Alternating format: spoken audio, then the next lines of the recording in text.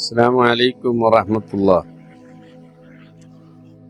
നാമൊക്കെ വലിയ പ്രയാസങ്ങൾ അഭിമുഖീകരിക്കുന്നവരാണ്, രോഗങ്ങൾ പിടിക്കപ്പെട്ടവരാണ്.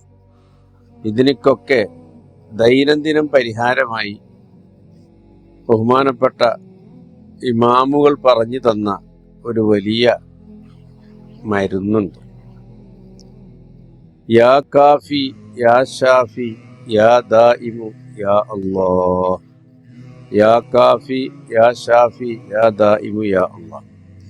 ഈ ദിക്റ് എല്ലാ സുബഹിന്റെ ശേഷവും മഗ്‌രിബിന്റെ ശേഷവും 11 വട്ടം പറയുകയാണെങ്കിൽ ഇൻഷാ അല്ലാഹ് അവനിക്കോ അവന്റെ കുടുംബത്തിലോ അവന്റെ ആശ്രിതർക്കോ അല്ലാഹു തആല രോഗം കൊടുക്കൂല. കൊടുത്താൽ അതിലേക്ക് ശിഫ നൽകപ്പെടുകയും ചെയ്യും. എപ്പോഴും അവന്റെ ഒരു കാവല്, അള്ളാഹുവിന്റെ ഒരു കാവല് ഇത് ചൊല്ലുന്ന ആളുടെ മേൽ ഉണ്ടാവും. നാം ഒക്കെ നിത്യമായി അതിനെ ചൊല്ലുക. അള്ളാഹു തൗഫീക്ക് നൽകട്ടെ. അസ്സലാമു അലൈക്കും വറഹ്മത്തുള്ളാഹി.